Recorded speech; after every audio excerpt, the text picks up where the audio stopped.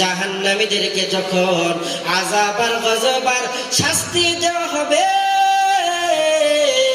জাহান্নামীগুলো চিৎকার করতে থাকবে, কিন্তু জাহান্নামের ফেরেশতাগুলো তো কানেও শোনে না, চিৎকারও কানের ভিতরে যাবে না। আর চিৎকার না যাওয়ার কারণে ফেরেশতাগুলোর দয়ার মায়াও হবে না।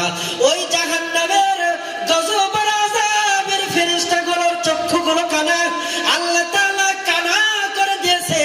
আর বলেছে, যাদেরকে আমি আল্লাহ তাআলা নামাজে পাই নাই, যাদেরকে আমি আল্লাহ তাআলা আমার ইবাদতের মধ্যে পাই নাই, যাদেরকে আমি আল্লাহ তাআলা রোজাতে পাই নাই, যাদেরকে আমি আল্লাহ তাআলা হজ ফরজ হওয়ার পরে হজ করেছে হজে পাই নাই, যাদেরকে আমি আল্লাহ তাআলা দান সাদাকার মধ্যে পাই নাই, ও জাহান্নামের ফেরেশতারে, আমার ওই বান্দাটারে বদকারকে এমন আযাব দাও, এমন আযাব দেওয়া হবে, ওই আযাবগুলো যদি দুনিয়ার কোন মানুষ তার কর্ণকহর পর্যন্ত বুঝতো, তাহলে বিকট আওয়াজের কারণে দুনিয়ার মানুষগুলো কানের তালা ফেটে ইন্তেকাল করত।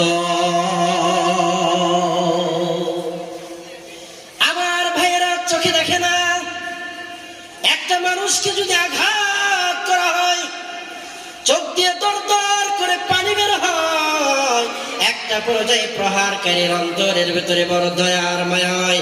আহারে, এই বান্দার চোখ দিয়ে পানি বেয়ে বেয়ে বেয়ে বেয়ে বেয়ে পরে একটা পর্যায়ে দরদ হয়। আল্লাহ তাআলা ফেরেশতার চোখ কানা বেঁধে দিলেন, আর ডাক দিয়ে বলল, বান্দারে, তোমাদের জন্য আমি রব এমন গজবের ফেরেশতা ওই জাহান্নামের মধ্যে নিযুক্ত করেছি, তোমাদের চোখ দিয়ে পানি পড়বে, পানি শেষ হয়ে যাবে, তোমাদের চক্ষু দিয়ে রক্ত বের হওয়া শুরু হবে, কিন্তু আমার গজবের ফেরেশতা তো চোখেও দেখে না, দয়াও হবে না। আল্লাহ তাআলা জানিয়ে দিলেন, কোন ব্যক্তি যদি বিসমিল্লাহর আমল করতে পারে, তাহলে আল্লাহ তাআলা ওই ব্যক্তিকে জাহান্নামের 19 জন ফেরেশতার হাত থেকে রক্ষা করবে।